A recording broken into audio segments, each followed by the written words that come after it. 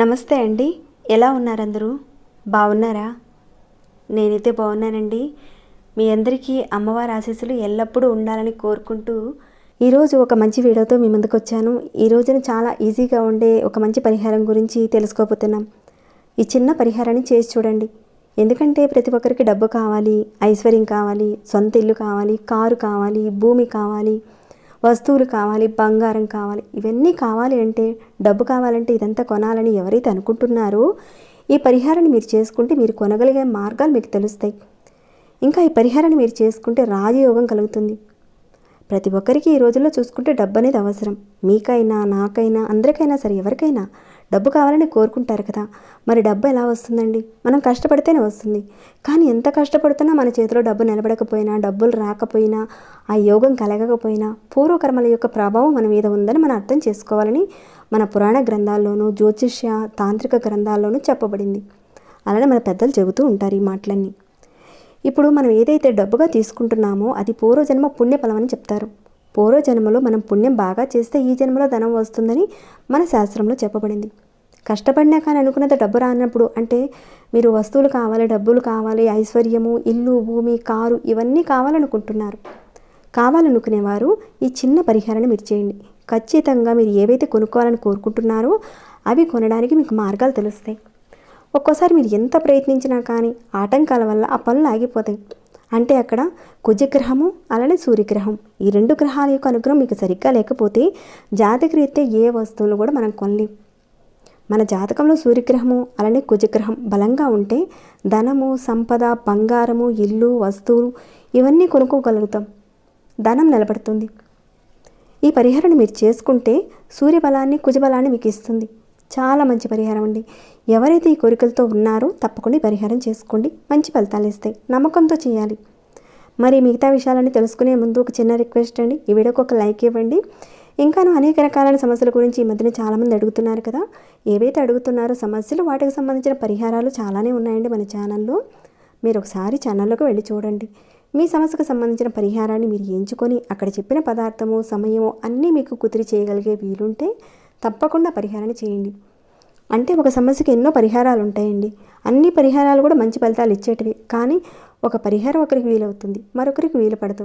అందుకని మీకు వీలు పడిన పరిహారాన్ని చేయండి.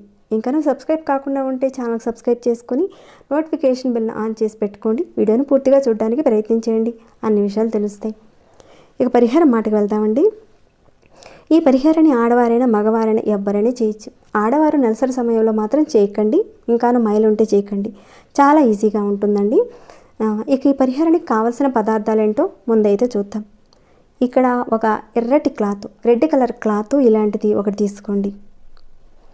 అలానే ఎర్రటి కందిపప్పు, అంటే దీనిని మైసూర్ పప్పు, కొన్ని ప్రాంతాల వారు బెంగళూరు పప్పు అని కూడా అంటారు. మరి ఈ పప్పుని మీరేమంటారో చెప్పండి. అలా ఎర్ర కందిపప్పు తీసుకోండి. ఈ పరిహారాన్ని మీరు ఆదివారం రోజున చేయాలండి. ఆదివారం రోజున చక్కగా స్నానం చేసుకుని పరిహారం చేయాలి. స్నానం చేయకుండా పరిహారాన్ని చేయకండి. ఈ కందిపప్పును మీరు ఎంత తీసుకోవాలంటే ఈ పరిహారం కోసం 1.5 కిలో తీసుకోవాలి. ఎర్రటి కందిపప్పుని కుజగ్రహ ప్రాబ్లంగా ఉన్నప్పుడు దానంగా కూడా ఇస్తూ ఉంటారు చాలామంది. అలా మీరు 1.5 కిలో అంటే ఎర్ర కందిపప్పు తీసుకోండి. 1.5 కిలో. మాకంత స్తోమత లేదండి అంటే మీరు ఒక పిడికడి కందిపప్పు తీసుకోండి. ఎలా చేయాలో కూడా చెప్తానండి. అంటే ఒకటి కందిపప్పు తీసుకునే స్తోమత లేకపోతే ఒక పిడికడి కందిపప్పుతో చేసుకునే అవకాశం కూడా మన శాస్త్రంలో కూడా వివరించి పడింది. అలాంటి అవకాశాలు కూడా ఉన్నాయి. అవన్నీ కూడా చెప్తానండి. వీడియోని స్కిప్ చేయకుండా చూస్తూ ఉండండి. మీరు పిడికడి పప్పుతోనైనా సరే పరిహారం చేసుకోవచ్చు. లేదంటే మీకు ఓపిక ఉంటే 1.5 కేజీ తీసుకోండి. ఇలాంటి ఎర్రటి క్లాత్ తీసుకోండి. దీనిలో ఈ కందిపప్పును వేసి మూటగా కట్టండి. ఇక్కడ జస్ట్ మీకు చూపించేది అర్థం చేసుకోవడానికి మీరు అంతేనండి. మీరు మామూలుగా ఇక్కడ చూసుకున్నట్లయితే ఇది మామూలు కందిపప్పు అండి. కానీ మీరు ఎర్రటి కందిపప్పు తీసుకోవాలి. ఇక్కడ నేను పిక్ పెడతానండి, మీరు చూస్తే అర్థమవుతుంది. ఇలాంటి ఎర్ర కందిపప్పు మీరు తీసుకోవాలి. ఇది మామూలు కందిపప్పు అండి. మీకు అర్థం కావాలని చూపిస్తున్నాను. ఎందుకంటే ఈ పరిహారం చేసే టైంలో నాకైతే అందుబాటులో లేదండి ఎర్ర కందిపప్పు. అందుకే మీకు ఎగ్జాంపుల్గా ఇది చూపిస్తున్నాను మీకు. ఈ విధంగా వేసి మీరు మూటగా కట్టండి. ఈ పరిహారాన్ని మీరు చేయడం వల్ల జాతకరీత్యా సూర్యగ్రహం బలపడుతుంది. అలానే కుజగ్రహం బలపడుతుంది. ఏదైతే మీరు ఒక బంగళా, స్థలం, కారు, ధనం, బంగారం ఏదైతే కోరుకుంటున్నారో అవన్నీ నెరవేరుతాయి. ధనం రావడం పెరుగుతుంది, ధనయోగం కలుగుతుంది, రాజయోగం కలుగుతుంది. 100% ఫలితం ఇచ్చే తంత్రశాస్త్రంలో చాలా విశేషమైన శక్తి కలిగిన పరిహారం అండి. ఇలా కట్టేసిన తర్వాత మీరు ఏం చేస్తారంటే ఈ మూటను పట్టుకొని 7 సార్లు కుడి నుంచి ఎడమకి ఒక 7 సార్లు మీ తల చుట్టూతో తిప్పుకోవాలి. అలా తిప్పుకున్న తర్వాత మీరు ఓం సూర్యాయ నమః అని ఒక 7 సార్లు సూర్యుడికి సంబంధించిన మంత్రాన్ని చదవాలి. ఇక్కడ నేను మీకు చూపిస్తానండి. జస్ట్ ఇది మీరే అనుకోండి. ఈ విధంగా మీరు 7 సార్లు ఈ విధంగా 1, అలానే 2, 3, 4, 5, 6, 7 ఈ విధంగా మీరు ఒక 7 సార్లు ఈ మూటని పట్టుకొని తిప్పుకోవాలి మీ తల చుట్టూతా. ఈ పరిహారాన్ని ఆదివారం ఉదయం నుంచి సాయంత్రం లోపుగా ఎప్పుడైనా చేయొచ్చు. స్నానం చేసే పరిహారాన్ని చేయాలండి, ఇది గుర్తుపెట్టుకోండి. ఈ విధంగా ఈ మూటను పట్టుకొని మీరు తల చుట్టూతో తిప్పుకున్న తర్వాత ఓం సూర్యాయ నమః అనే ఈ మంత్రాన్ని 7 సార్లు అనుకోవాలి. తర్వాత ఈ మూటని మీరు ఎవరికైనా సరే పేదవారికి దానంగా ఇవ్వండి. లేదంటే మీ ఇంట్లో పనిచేసేవారికి కానీ, లేదంటే రోడ్డు పక్కన ఎవరైనా కానీ ఉంటారు కదండి, పేదవారు ఉంటారు కదా, వాళ్ళకి ఇవ్వండి.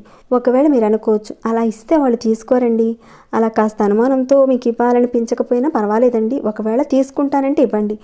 ఒకవేళ అలా తీసుకోరు వాళ్ళు అని మీకు అనిపిస్తే దాన్ని తీసుకువెళ్ళి ఏదైనా రావి చెట్టు కానీ, లేదంటే మర్రి చెట్టు దగ్గర కానీ, అంటే ఈ 2 చెట్టు దగ్గర మాత్రమే మీరు అక్కడ పెట్టాలండి. ఈ 2 చెట్లు కూడా మాకు అందుబాటులో లేవండి అంటారా, అప్పుడు మీరు గుడి ప్రాంగణంలో ఈ మూటను పెట్టేసిరండి. అంటే ఎవరికి ఇవ్వడానికి కుదరకపోయినప్పుడు రావి చెట్టు కానీ మర్రి చెట్టు దగ్గర కానీ పెట్టండి. ఆ 2 చెట్టు దగ్గర కూడా పెట్టడానికి మీకు కుదరకపోతే గుడి ప్రాంగణంలో పెట్టండి. ఈ విధంగా ఈ పరిహారాన్ని మీరు ఒక 7 ఆదివారాలు చేయాలి. అలా చేస్తే 100% ఫలితం ఇచ్చే అద్భుతమైన పరిహారం అండి. ఖచ్చితంగా వస్తుంది. చేస్తే ఫలితం వస్తుందా అని ఒక అనుమానంతో మాత్రం చేయకండి. నాకు వస్తుంది, నేను చేస్తున్నాను, నాకు ఖచ్చితంగా మార్పు కనబడుతుంది, ఫలితం వస్తుంది అని మీరు మనసులో గట్టిగా ఒక సంకల్పం చెప్పుకొని మీరు మొదలు పెట్టండి.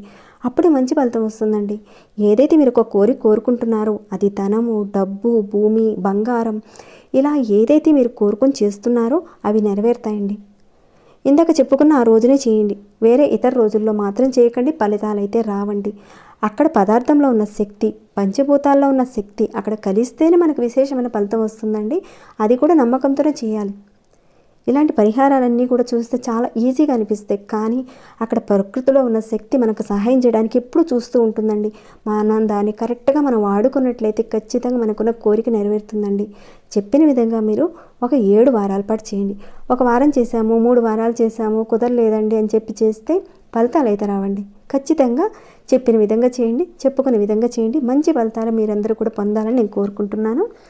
ఇక ఈ వీడియోని ఇంతటితో ముగిస్తున్నాను. ఇంకేమైనా డౌట్స్ ఉంటే అడగండి, రిప్లై ఇస్తాను. మీ అందరికీ ఉపయోగపడిందని భావిస్తున్నాను ఈ వీడియో. మరి ఇంకా లైక్ చేయకుండా ఉంటే లైక్ చేయండి, సబ్స్క్రైబ్ కాకుండా ఉంటే మన ఛానల్కి సబ్స్క్రైబ్ చేసుకొని ప్రతిరోజు మన ఛానల్లో ఉన్న వీడియోస్ని వాచ్ చేస్తూ ఉండండి. మరొక భక్తి వీడియోలో మళ్ళీ మిమ్మల్ని కలుసుకుంటాను. అంతవరకు సెలవు.